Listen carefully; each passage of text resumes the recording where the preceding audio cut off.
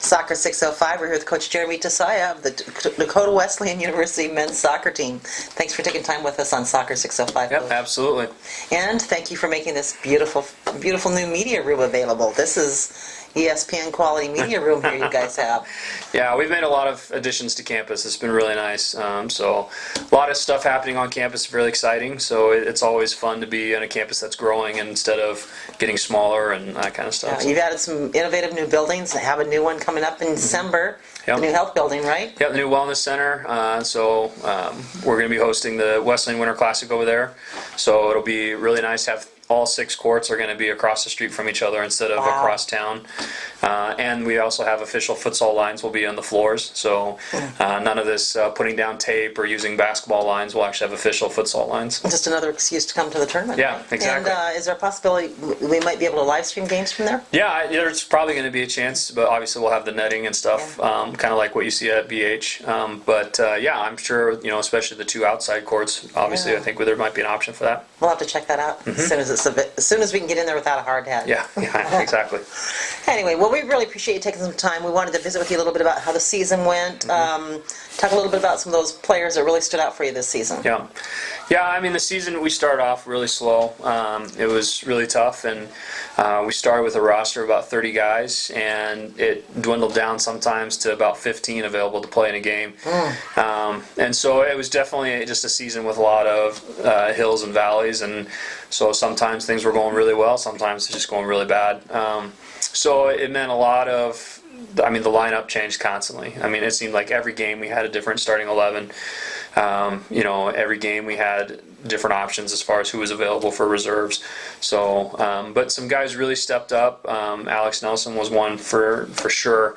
For 3 years he's been a starter in the posts, between the posts for us, and he started out in goal for us this year, and he was the #1 goalkeeper for us, but we also knew he had enough ability to play on the field and brought some speed and some threats on the field. And when we started getting down to those 3 or 4 subs on the bench for field players, he volunteered to play on the field. And so, and we had three goalkeepers this season, so that was the one area we didn't need. We had no problems with depth, and so he volunteered to play on the field because that's what the team needed. So he played everywhere. He played forward, center mid, center back for us. He played everything on the field. So he had a great season. He had 3 goals and 3 assists in conference. So it was. He didn't get those from the goal, right? No, yeah, exactly. So it was fun to see him do that. But more than anything, I've been coaching him since he was a sophomore in high school with Dakota Gold, and it's been fun to see him mature into a servant leader, putting the team first.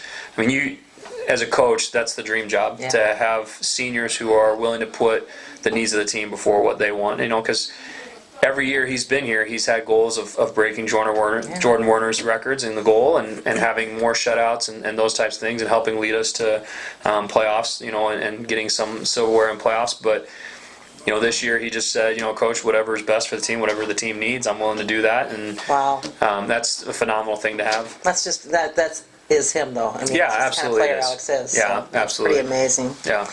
Well, kudos to him, and to you for obviously helping instill that. Well, I think a lot of that was there with his parents and previous coaches too before he got here. So but it helps to have that support. So, who were some of the other players that really stood out for you this year? Yeah, we had obviously we had the largest senior class we've ever had here at Dakota Wesleyan this year. We had 9 seniors, so those seniors played a big role. But obviously, too, I think we added a lot of pieces this year that really helped us out. We added Yoshi Kojiso, who was come in from Mexico, and he was a freshman, played left back, left wing for us, and did a phenomenal job, very dangerous. And he played most of the season injured for one thing or another, and he just fought through it and just wanted to be on the field for his teammates. Derek Brenner transferred at semester last year. He's a Yankton native, so it was exciting to get him to come here, and we tried recruiting him out of high school, and he went to Benedictine for a year and then decided to transfer after his first semester there. He had some great success for you this year. He had a major impact on our season. We finished the season really strong, which is what every coach wants. You want your team to play better soccer at the end of the year than at the beginning of the year. And our run at the end of the season that got us into playoffs, he scored a goal in each of the last 4 games that helped get us into playoffs. So, and he was GPAC Offensive Player of the Week the last week of the regular season. Dakota Wesleyan named him the Athlete of the Week for the athletic department last week because of the role he played in that. So, yeah, he had a great season, a great first campaign here at Dakota Wesleyan. Looking forward to the next 2 years that he has here. Yeah, and we were talking about this earlier, that Derek's situation, it really exemplifies. A lot of times players feel that they need to get out of state. They just want to get out of state, Sure. Regardless of what the sport is. And then they go out of state and then realize that maybe what they really wanted was in their own backyard all along. Sure. And there's nothing wrong with doing that. No. You have to find the best fit for you. But I think a lot of times players don't realize the impact of having that crowd, your own fan base there watching you play. Yeah. Which is what they get when they stay in state to play. Absolutely. I think, and families invest so much with club soccer. We're still kind of in that transition phase between club and sanctioned soccer for some of the bigger schools. And, so parents and families played such a huge role in making soccer go here in South Dakota for so many years. They want to see that investment played out in college, and so that's one definite benefit of having South Dakota players play here is we get some great crowds. And not just for some of the games, but for some of the events we do too. Doing the fundraiser for Danielle and stuff like that. Having South Dakota players allows us to raise $4,000 or $5,000 for things like Pam Gurley, Daniel Hain, those types of things. Whereas if our entire roster was international guys or out of state guys, it would be really hard to do those kinds of things. Yeah, and it's hard to build that strong fan base. Exactly. But you do have a great mixture, I think, of in-state and out-of-state players and some international players, so that when athletes come here to play, they can get the full cosmopolitan experience. Sure. Yeah, and I think that's a misconception, too, a lot of people have, is because we're a small college in the middle of South Dakota, it's South Dakota soccer, and they're used to South Dakota being beat at regionals and stuff like that. But there's some really good talent here in South Dakota, and I've always said since I've been here, if we can get the best 5 or 6 recruits out of the state every year, we can put a really strong team together. But that doesn't mean we're not going to go outside the state to look for the pieces that we need. Right. So we have guys from Argentina, we have guys from Mexico, Texas, Washington, Minnesota. We have a lot of guys from too. So, I think it's something where it's fun for when we go do these clinics in Spearfish and Hot Springs and Pierre.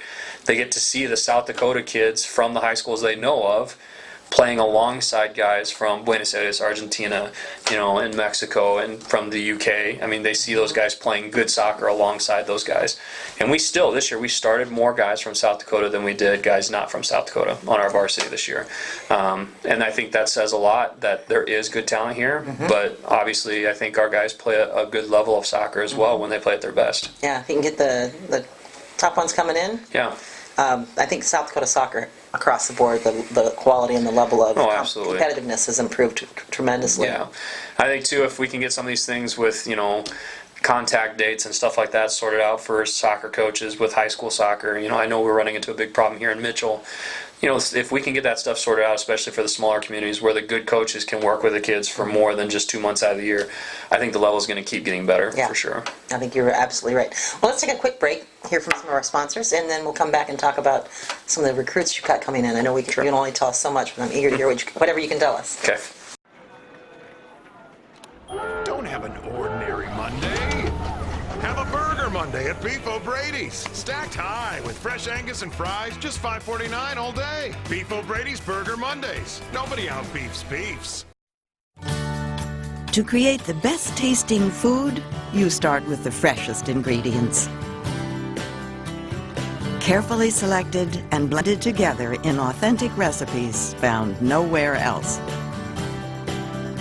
Only the finest quality natural ingredients go into the food we prepare every day from scratch. The original Pancake House, the origin of great taste. All right, welcome back, folks. We're here with Coach Jeremy Tosaya of Dakota Wesleyan University Tigers Soccer. We were talking a little bit about the season and especially about the number of South Dakota players you have here, and we're always, of course, as you know, very happy to see our South Dakota players stay in state so we can continue to watch them play. Yeah. We know they have other options, but we know that some of the best options available for them are right here in South Dakota. Yeah, I think also it's something interesting to point out too. A lot of guys give us guff for recruiting so heavily out of South Dakota, but at the same time, being the winningest program in the state while at the same time having the most South Dakota players on the rosters. That says something. Yeah, I think it says something. A lot of these guys try to go out of state, and and it's fair. I understand it. But you look at every other roster here in South Dakota, and there's such a minimal number of South Dakota guys. But even this year, we had, the number of wins that we had equaled the number of wins the other 3 programs had combined. But we started more South Dakota players than any of them did. And I think that says a lot about maybe just the quality of the players that are available in South Dakota. Yeah, it really does. So, and there's some great quality that's coming up available. Yeah, I think we're really excited about this upcoming class. We just had a visit day with 15 guys. 14 of them were from South Dakota. We targeted South Dakota specifically for the recruiting for this soccer visit day this last month. So I think we've already received a couple commitments already. We've got 4 more offers out there. Those guys will be making decisions hopefully here in the next week or 2. But I think it's exciting to see South Dakota guys that are interested in staying in state again. And a lot of these guys went to our camps. They've been around the program. They've been at the indoor tournaments. They've been involved with our coaches through either ODP or club or something like that. So I think that plays. They're very familiar with the program. They're familiar with the success and the tradition that we have here, and so they wanted to be a part of that. So and it ebbs and flows. The last 2 years we've been a little barren with South Dakota talent, and that's fair. The guys wanted to go out of state. We've tried every year. We try to get South Dakota players to come here, but at the end of the day, it's just what's best for those students, and sometimes it's not best to stay here. So Yeah, well, they have to make that decision, Yep. and you want the players that are the best fit. yeah, exactly. Because really, if a player's coming here and they act like they're interested, but maybe you really aren't, that's not serving them well. It's not serving No, you well. It's yeah. just a waste of everybody's time and resources. Yeah, and it's the first thing we said at the visit day was, this is about asking the right questions, asking honest questions, and really figuring out if this is a good fit. Because we want guys who want to be here for 4 years. Right. It doesn't make our program better if they're here for 1 year and then they leave. Right. So we want them to visit the big schools, the public schools. We want them to visit schools out of state and us. And we always tell guys we'd rather they visit 4 schools and think Dakota Wesleyan's the best fit out of those 4 than only visit Dakota Wesleyan and make a decision after that one visit. So, and I think the guys that we have coming in this next year are very exciting. I think they're going to add a lot to our program. We have a lot of talent coming back from this year's squad. But at the same time, we graduated our biggest class we've ever had, so there's a lot of playing time available. So I think that's also going to be kind of exciting for the guys coming in too. Yeah, it's not very often as a freshman that you have the opportunity to have a big impact on a program. Yeah, I mean, you look at our senior class, we had, out of the seniors, Alex Nelson and Zach Schneider were probably the only 2 seniors that really started consistently as freshmen. A lot of the other starters had to work their way in from JV to varsity, or they were reserves their first year on varsity, something like that.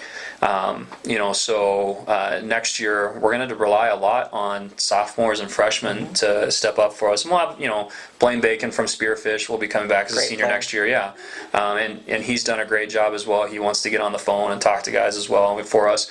But so we still have some of those guys, but at the end of the day, we're going to need a lot of the younger guys to step up and help us be successful next year. And that brings up another point, that for those players coming in with regard to playtime, there's this misconception out there a lot of times that got to play D1, got to play D1. Sure. Of course, we don't have a D1 program in South Dakota for men. But there's also the issue of playtime. How many times do you see a freshman get any time on the field at a D1 program? Yeah, and very rarely. Yeah, for sure. And I think it's tough too. I think when you compare men's soccer versus women's soccer, it's really different as well. I think so. You look at some of these Division III and NAI programs, and some of the talent that we're bringing in is D1 caliber talent. So I just had a recruit in my office today, and the question was, if he came here, is he willing to give 2 years of JV time to get to be better? But obviously, with 9 seniors graduating, there's obviously opportunities there for young guys. So I think it's more depending on where the program's at and in their cycle and and where they're at in developing and building rather than necessarily the division sometimes. But yeah, I mean, it just depends on what are you looking for, because we told this player there are programs out there he could go and start right away, or he could come here and help be a good practice player for a year or two and then develop into a varsity player for us. Right.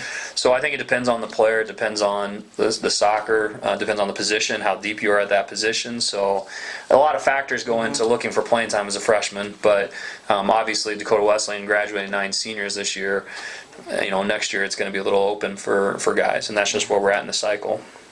Well, and it also depends a lot, I think, on what's available for courses of study. Sure. And, Yeah. you have one of the courses of study that we can segue in nicely into another question I have for you, because you actually have an athletic training field of study here. Yep. One of the few men's soccer programs that has that. A study came out just last week. They released about the relationship between concussions and headers, and comparing that to concussions in football. Sure. So I'd be curious to see what your take is on that, what your Yep. protocols are for concussions.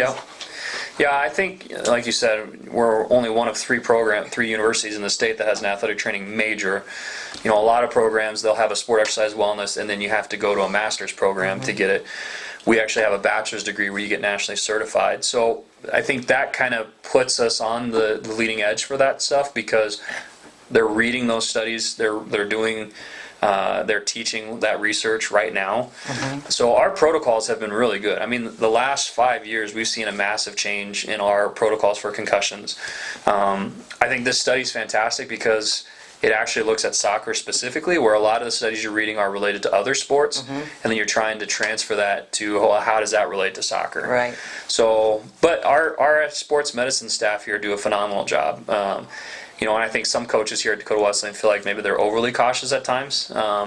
But I mean, if you talk to Clay, our women's coach, he had several issues with concussions this year, and their protocols make sure that the students are completely 100% ready to come back, cleared by the doctors. The team doctor is also cleared by the athletic training staff.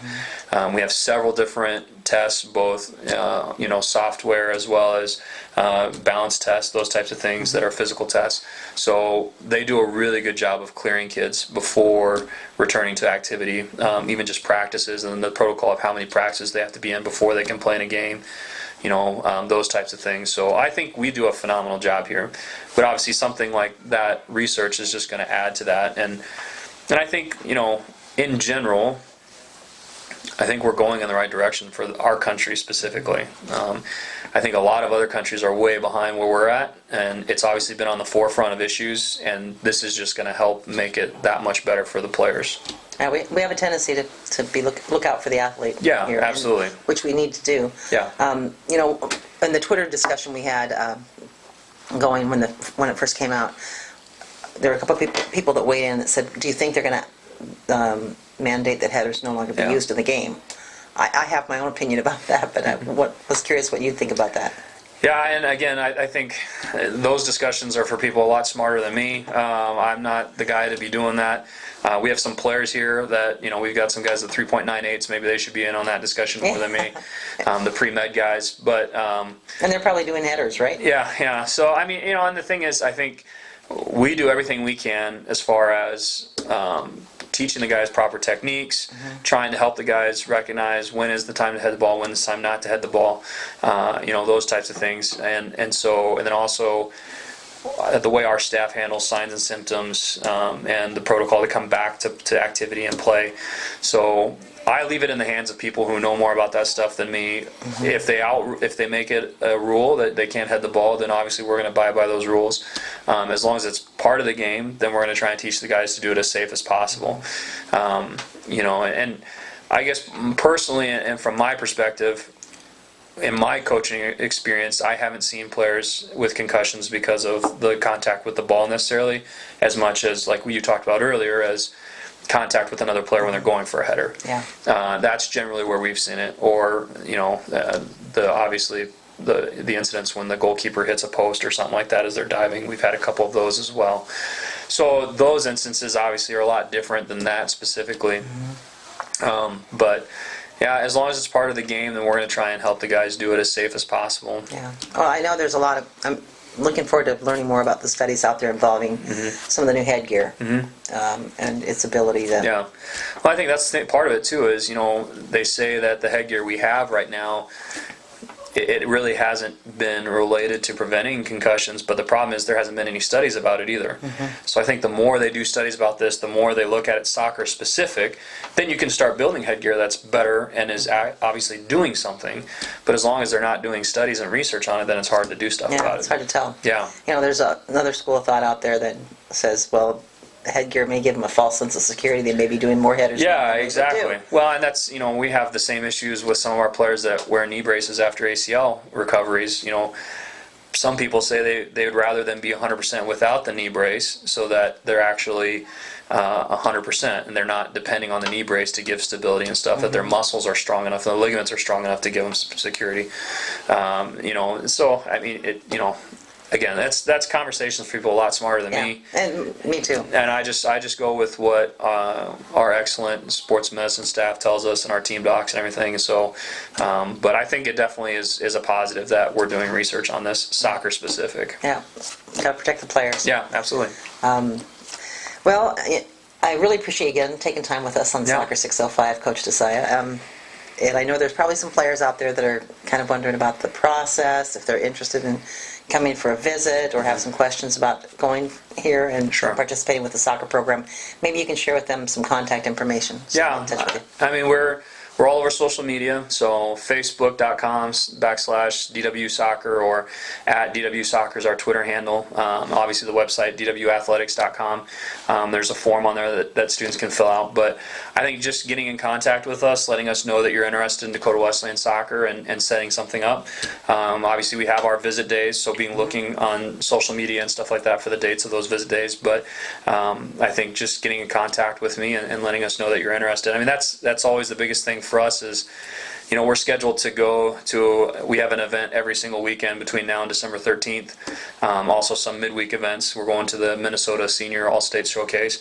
So the biggest thing is there's thousands of kids that we're going to be seeing in the next month. The biggest thing is letting us know that you think Dakota Wesleyan's a fit for you. So if kids do think Dakota Wesleyan's a good fit because of our majors or our size or our location, letting us know that, so when we go to those events, we can talk to you or schedule a visit for you on campus. That's the biggest thing. And they can do that, contact you on the website. Yeah, So drop absolutely, you an yeah. email, say, I'm going to be at this event. Yep, yeah. This is my number, this is what team I play for, this is what jersey color I'm wearing. Yeah, and every event that we go to, we list ourselves as a college that's intending. Okay. So yeah, just giving us a shout and just letting us know that you'd like to talk to us, talk to a coach, because most of the events we take 2 or 3 coaches to them, so it's pretty easy for us to get in touch with kids. And I suppose there's some events where you're going 3 different directions. Yeah, absolutely. I mean, yeah. So I mean, we're going to Kansas City twice. We're going to Surf Cup in California. So we've got a lot of stuff. Like I said, the Minnesota Senior Showcase, and obviously that's probably the easiest one because it's one game. But yeah, when you go to those showcases and there's 60 games, we got a different coach sitting at 3 different fields. Yeah. But we target those fields based on the kids that contact us before the events. Yeah. So. And if they don't let you know they're interested, you're not going to know. Yeah, exactly. There's too many games to choose from sometimes, so we go to the ones where kids have already contacted us. Yeah. All right. Well, again, thanks for taking time with us here on Soccer 605. You heard it all from Coach Tosaya. Get in touch with them. And if you can't find their website, we also have a link on Soccer 605. Thanks, folks, for joining us. Thanks.